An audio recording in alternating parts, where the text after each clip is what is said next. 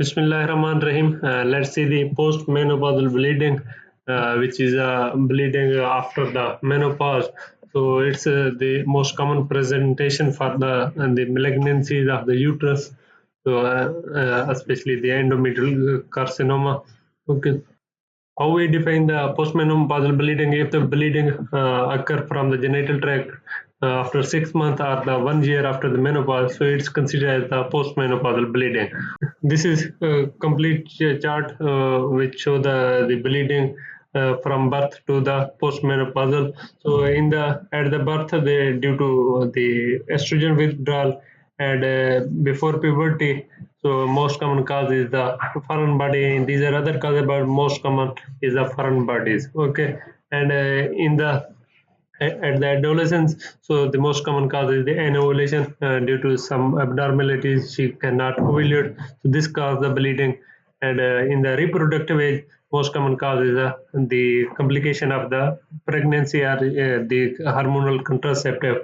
So one of the drug which is tamoxifen, which is used mostly in the breast cancer, so it can complicate with the bleeding. Okay, and in the pre-menopause and the post-menopause, so the most serious condition which can cause the bleeding is the malignancy. So that's why first we should rule out the malignancy, then we think of the other thing. Okay, so malignant until otherwise is proved. So always think the malignancy. Okay, in the post-menopause.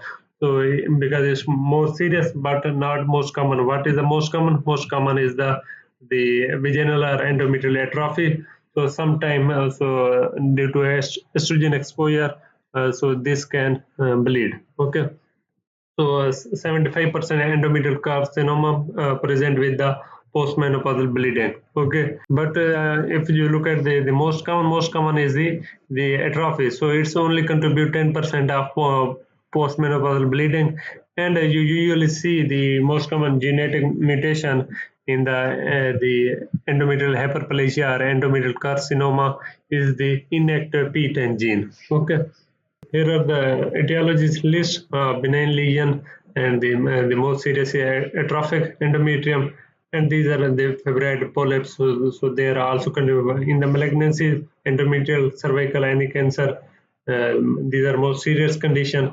Prolapse due to the trophic ulcer, which is due to the trauma, or the pessary which is neglected and they are retained in the vagina, so they can cause a prolapse that lead to postmenopausal bleeding. Okay, and in the non-gynecological like bleeding disease, severe hypertension, urethra, rectal bleeding. So these are the causes of the postmenopausal bleeding. So here is the atrophic vaginitis. Okay, and here is polyp, the cervical polyp, and this is a tamoxifen drug, the hormone replacement therapy, you can say, and these other drugs, so they can cause a postmenopausal bleeding, and this is an endometrial carcinoma, which is serious condition.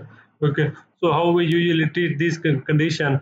So in the atrophic vaginitis, we give the topical estrogen, and in the cervical polyps, of course, you have to remove by the hysteroscope. In the hormonal replacement therapy, postmenopausal bleeding, we modify the therapy and follow up for the transvaginal sonography to look at the endometrium. So because it can lead to endometrial carcinoma if there is hyperplasia in the endometrium, so that can cause the carcinoma. In the carcinoma, if it's developed, so the option is only the total abdominal hysterectomy with the bilateral salpingo-oophorectomy. Also, we remove all the lymph node associated with that. Okay, the para-aortic lymph node in the pelvis. Okay, so these are the causes: the atrophic, the estrogen treatments, and the polyp, the endometrial hyperplasia, endometrial cancer are the other causes. Okay, so how we approach the postmenopausal bleeding? So simply, first we go for the clinical examination. Start from down to upward. Okay, so look at the vulva. If there is a lesion, take the biopsy.